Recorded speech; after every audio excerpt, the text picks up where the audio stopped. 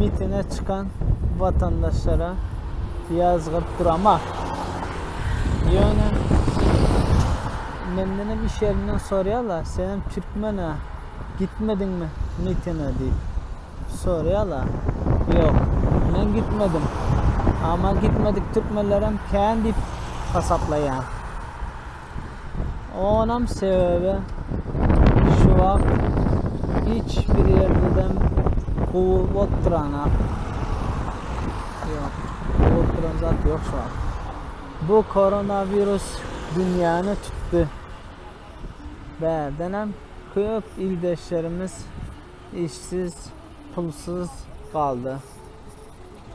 Bize şükür iş yapıyoruz.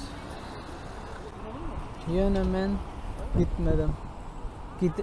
Giderlerim tutultturur diyeler. Sonra halka faydası yok ha. Eden faydası yok.